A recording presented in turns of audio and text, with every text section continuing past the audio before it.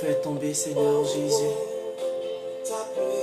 ta pluie, Seigneur Jésus, envahit sur ma vie. Nous sommes dans ta présence, Papa. Fais tomber ta pluie sur tes enfants.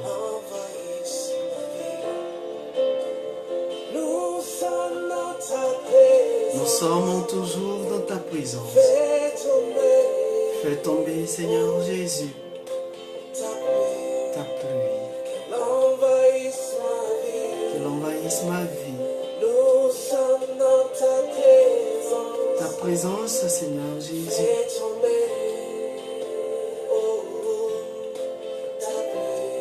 Ta pluie. Merci, Seigneur Jésus.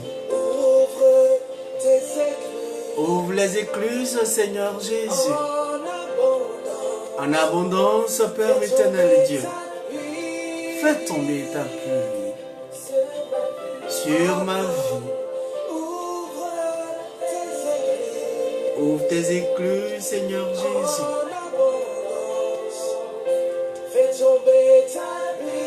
Merci, Seigneur.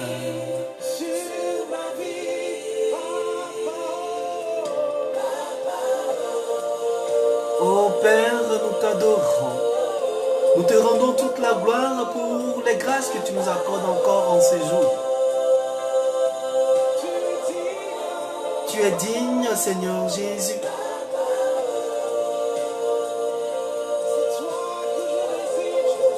C'est toi qui encore veille sur nous.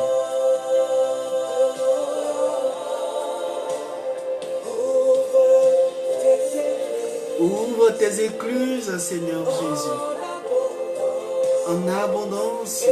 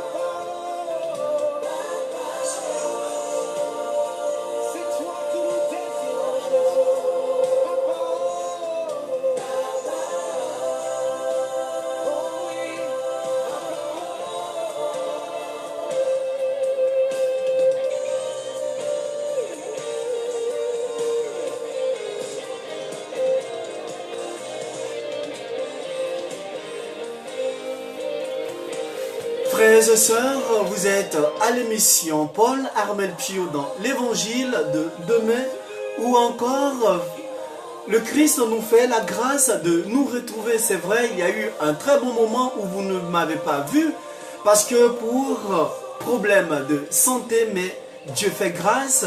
Aujourd'hui encore, je suis avec vous et nous allons parler d'un nouveau thème qui, j'allais dire, nous allons voir aux différentes messes de demain. Bien-aimés de Dieu, le thème qui est soumis à notre méditation d'aujourd'hui est tiré de l'évangile de Jésus-Christ selon Saint Marc, chapitre 6, versets 1 à 6, qui dit: un prophète n'est méprisé que dans son pays. Frères et sœurs, un prophète n'est méprisé que dans son pays. Bien-aimés de Dieu, oui, nous sommes nombreux à, j'allais dire, très souvent à mépriser des personnes que j'allais dire qu'on a vu grandir, des personnes qui sont d'aujourd'hui, sont en un poste, qui sont, j'allais dire, qui sont devenus présidents ou présidentes d'une communauté, d'une société, ou encore, j'allais dire, de la République. Et comme ces personnes ont vécu pleinement avec nous, tout ce que ces personnes nous donneront comme message, nous n'allons pas, j'allais dire, prendre à cœur. Parce que oui, c'est un tel, il a vécu avec nous, on les connaît, lui il est qui, et puis il va nous parler ainsi. lui, qu'est-ce qu'il a? Et tout cela parce que ce n'est pas nous que Dieu a choisi pour pouvoir annoncer sa parole. Parce que ce n'est pas nous que Dieu a choisi pour que nous soyons présidents. Ce n'est pas nous que Dieu a choisi pour que nous soyons le directeur de l'entreprise. Alors, bien-aimés de Dieu, oui, comme je le dis, vous êtes encore à notre compagnie et encore toutes nos excuses parce que nous n'avons pas été présents pendant un bon moment. Que Dieu vous fortifie. Alors, nous allons aller avec l'évangile du jour où nous allons lire le texte pour pouvoir comprendre ce que le Christ encore veut, j'allais dire, le message que le Christ nous véhicule encore en ce jour. Évangile de Jésus-Christ selon Saint Marc, chapitre 6, versets 1 à 6. En ce temps-là, Jésus se rendit dans son lieu d'origine et ses disciples le suivirent. Le jour du sabbat, il se mit à enseigner dans la synagogue. De nombreux auditeurs frappés d'étonnement disaient: d'où cela lui vient-il? Quelle est cette sagesse qui lui a été donnée?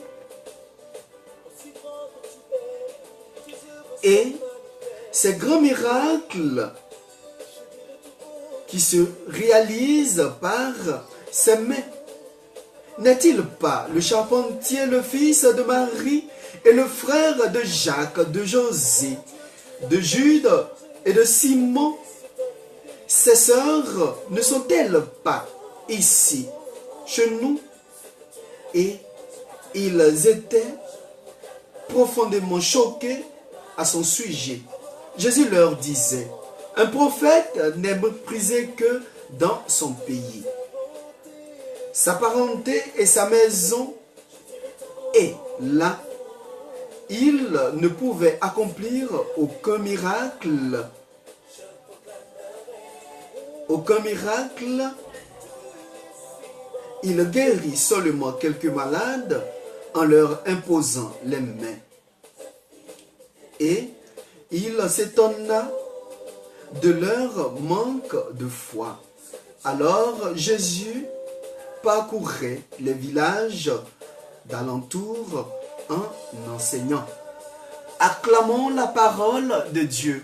Louange à toi, Seigneur Jésus.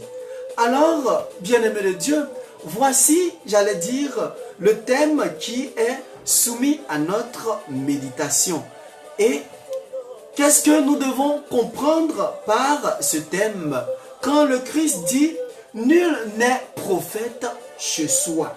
Quand Dieu, par son Fils, nous dit que personne n'est prophète chez soi. Qu'est-ce qui se passe? Qu'est-ce que nous devons comprendre? Qu'est-ce que nous devons entendre? Alors, frères et sœurs, j'allais dire, les relations entre êtres humains sont très fluctuantes. Oui, sont devenues, j'allais dire, dans notre jargon bizarre.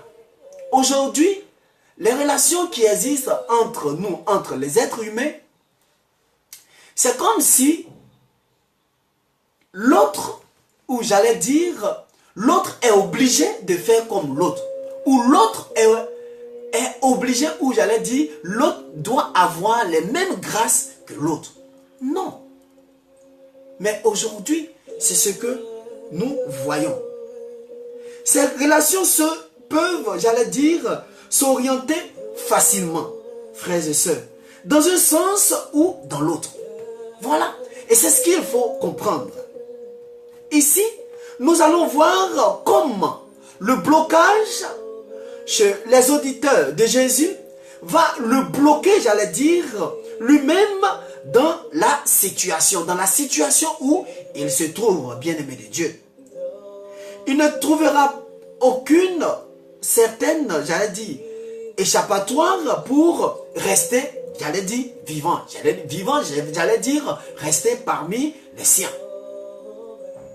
En allant aux alentours, en attente d'une confrontation incontournable, bien-aimé de Dieu, avec ceux qu'il doit rencontrer en vérité.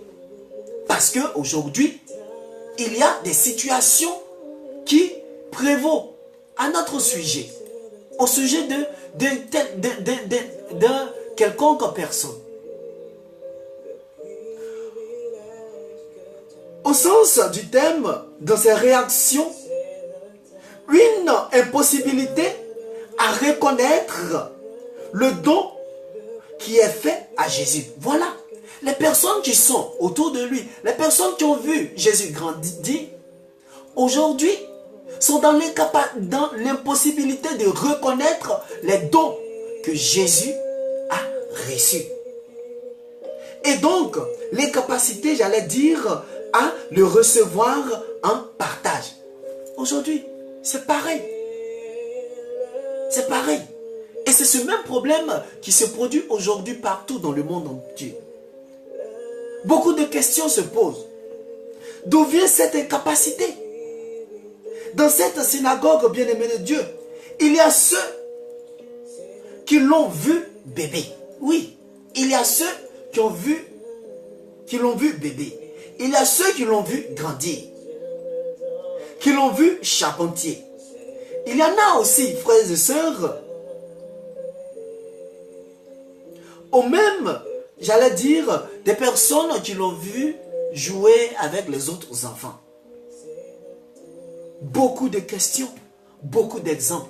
Et c'est ce que toi aussi, un jour, ils vont te dire, lorsque tu auras un don particulier, où tu vas aussi commencer à faire des merveilles, où, j'allais dire, tu seras président ou présidente d'une société ou de la République, où tu es ministre. Oh, celui-là, je l'ai vu grandir. Oh, celui-là, il a fait ça. On était avec nous, on a mangé ensemble. Mais bien-aimé de Dieu, c'est pas parce que tu l'as vu grandir avec toi ou près de toi, c'est pas parce que vous avez mangé ensemble que tu vas le bafouer. Non, tu ne peux pas imaginer la grandeur que Dieu donne à chacun de nous. Non, personne ne peut imaginer. Il dit, il donne sa grâce à qui il veut. Donc si aujourd'hui, si toi, Dieu t'a donné une grâce particulière de pouvoir annoncer son évangile, de pouvoir être président ou présidente, frères et sœurs, oui, c'est pas pour être au-dessus de l'autre. Mais c'est vrai que vous avez dîné, mangé ensemble avec l'autre. Mais le respect doit toujours demeurer, frères et sœurs. Et c'est ce que Dieu veut nous faire comprendre. C'est ce que le Christ veut nous faire comprendre. Et voici celui-ci sort de l'ordinaire. Pourquoi tout cela est donné à Jésus et pas à eux? Voilà, c'est le vrai problème. Pourquoi Jésus a reçu ces dons et non pas moi? Pourquoi mon frère qui est à côté est président et non pas moi? Pourquoi celui-là, il est ministre et non pas moi? Voilà. Et ça là, qu'est-ce que ça amène? C'est la jalousie. Pourquoi dans telle société, mon frère là a été promu et non pas moi?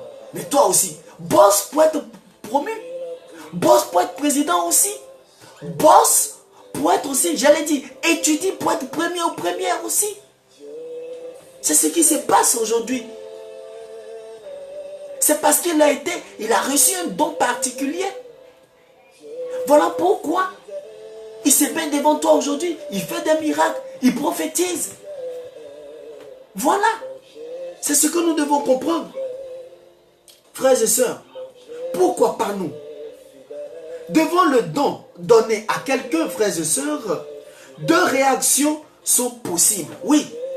Lorsque une personne reçoit un don venant de Dieu, il y a deux réactions qui sont possibles.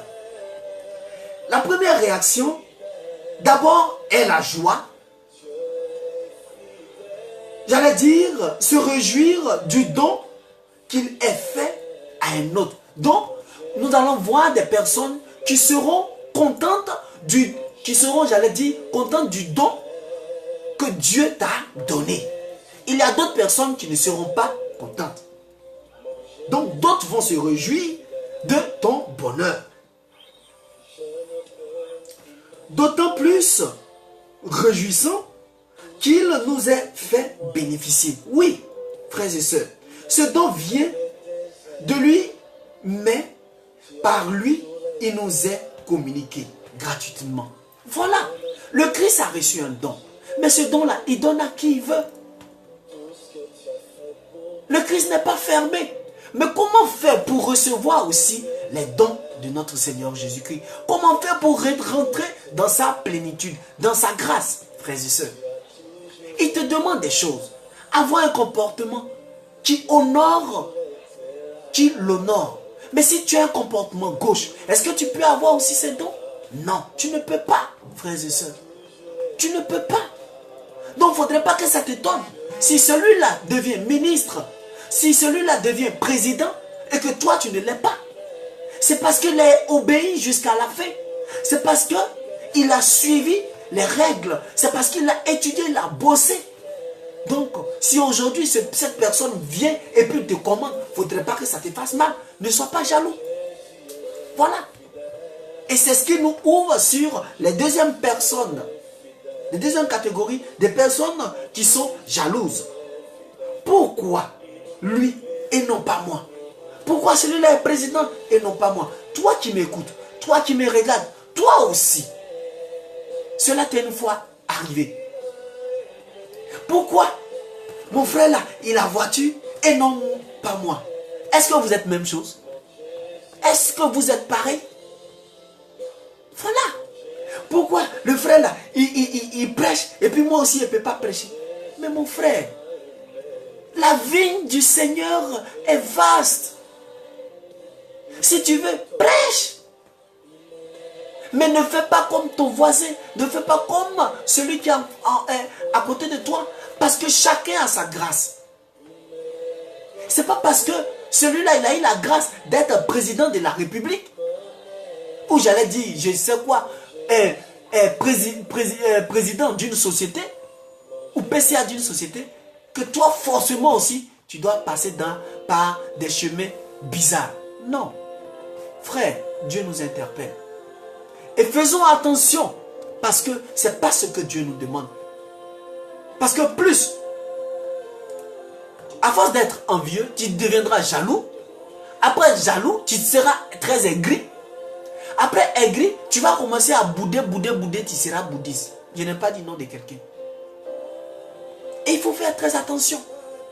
Et ces catégories de personnes sont beaucoup. Sont dans nos familles, sont dans nos sociétés, sont dans nos entourages. Pourquoi pas lui? Pourquoi lui et non pas moi? Aujourd'hui, voilà. Nul n'est prophète chez soi. Ah, lui là aussi, il prêche. Ah, lui là aussi, il a une voiture. Non, frère, réjouis-toi du bonheur des autres aussi. Au contraire, si il est président, qui sait, peut-être qu'il va bénéficier, peut-être que tu vas bénéficier aussi. Et c'est ce que nous devons comprendre, frères et sœurs. C'est ce que nous devons comprendre. Mais, frères et sœurs, voilà ce qui se passe. Si des personnes même, dans le temps de notre Seigneur Jésus-Christ, l'ont méprisé, parce qu'ils l'ont vu grandir, parce qu'ils l'ont vu être charpentier, mais c'est normal que toi aussi tu seras méprisé, que toi aussi tu seras bafoué. Mais il ne faudrait pas que tu sois limité. Tu dois prendre cela comme un conseil et comprendre, savoir que c'est vrai, que même si tu es bafoué ici dans ton propre pays, dans d'autres pays, tu seras pris au sérieux. Pour dire, toi qui m'écoutes, toi qui m'entends, toi qui me regardes, il ne faudrait pas limiter la main de Dieu sur ta vie. Il ne faudrait pas limiter la grâce de Dieu dans ta vie. Parce que Même si un tel ou une telle te méprise, que ce soit dans ton foyer, comme un chanteur, des chanteurs Zouglou le dit, c'est le torchon, j'allais dire, la serpillère qui devient serviette. Pour dire, si tu laisses quelque chose que tu trouves mauvaise, une autre personne, que tu as jeté, une autre personne va récupérer. Pour dire, la poubelle d'un riche, c'est le trésor d'un fou. Et c'est ce que nous devons comprendre. Si toi on te méprise dans ta famille, ne baisse pas les bras, ne pleure pas, mais plutôt, il faudrait que cela soit un conseil pour toi. Il faudrait que tu tires, j'allais dire, un conseil à l'intérieur pour que tu puisses, cela puisse te forger, te former. Et non rester là, t'apitoyer. Oui, moi-même, je suis comme ça ne va pas. Non. Ce n'est pas ce que Dieu nous demande. Alors, frères et sœurs, toi qui m'écoutes, oui, si le Christ a été méprisé, toi aussi tu seras méprisé. Mais le Christ ne s'est pas arrêté là, bien-aimé de Dieu. Il ne s'est pas arrêté là, il est allé jusqu'au bout. Il a continué sa mission jusqu'au bout. Il est allé, malgré qu'il a été bafoué dans son propre pays. Il a continué à faire des miracles. Alors toi aussi, tu peux y arriver. Toi aussi, dans ton ministère, tu seras bafoué. Mais il faudrait que tu gardes la tête haute. Toi aussi, dans ton travail, tu seras bafoué. Tu seras rejeté. Parce que, oui, tu as une connaissance. Mais sache que, frères et sœurs, c'est parce que tu as du prix. Et ce talent que Dieu t'a donné, mets cela au service des uns des autres. Même si on te méprise. Frères et sœurs, garde la tête haute. Et dis-toi que c'est parce que tu as du prix aux yeux de Dieu qu'aujourd'hui on te méprise. Frères et sœurs, oui, ce sera l'évangile de demain. Toi qui m'entends, toi qui m'écoutes, toi qui me regardes, bien-aimé de Dieu, ce message nous est destiné à tous. Nul n'est prophète chez soi. Personne n'est prophète dans son pays. Nous voyons. Parce que celui-là mange avec le frère Armel, Paul Armel Pio. Donc, lui là je le connais. Oh, c'est un salaud. Non. Tu manges avec lui, mais Dieu lui a donné une grâce. Dieu lui a conféré une grâce, frères et sœurs. Tu manges avec le président, mais c'est vrai qu'il est ton président, mais il faut qu'il y ait respect. Parce qu'il n'est pas seulement que ton ami, mais il est le président de tout le monde. Dieu lui a conféré un pouvoir, donc sache que c'est vrai. Il n'est pas à ton service, il est au service de tout le monde. Donc, le respect doit demeurer. Il ne faut pas bafouer celui qui est en face de toi. Il ne faut pas le mépriser. Non. Parce que vous oubliez que plus vous méprisez celui qui est en face de toi, en face de vous, parce que vous l'avez vu grandir, vous l'avez vu manger, vous avez mangé ensemble ou joué avec votre enfant, plus vous êtes en train de le mépriser, Dieu aussi va l'élever. Et cela encore va vous rendre encore plus aigri. Et à force d'être aigri, vous serez encore jaloux. Pourquoi mon fils n'est pas médecin? Est-ce que vous êtes même chose? Est-ce que ton fils et lui, et le fils du voisin, sont même chose? Non. Chacun a sa grâce. Voici les 5 doigts. Les 5 doigts ne sont pas pareils. Mais chaque doigt joue un rôle. Et voilà. Chaque doigt a sa grâce, a son don. C'est ce que vous devez comprendre. C'est ce que nous devons comprendre. Au lieu de rester là à jalouser, j'allais dire, jalouser l'autre. Non, bien-aimé de Dieu. C'est pas ce que le Christ nous demande. C'est pas ce que Dieu nous demande. Alors, frères et sœurs, Dieu nous interpelle. À toi de savoir faire la part des choses. Et dis-toi que si tu es méprisé aujourd'hui, là où tu es, dans ton foyer, dis-toi que dehors, tu ne seras pas méprisé. mais que cela soit un conseil pour toi. Alors, frères et sœurs, encore je voulais vous dire merci. Que Dieu vous bénisse. Que Dieu vous fortifie. Vous étiez à l'émission Paul Armel Pio dans l'évangile de demain. Encore, shalom à vous et à demain pour un autre thème. Dieu vous bénisse.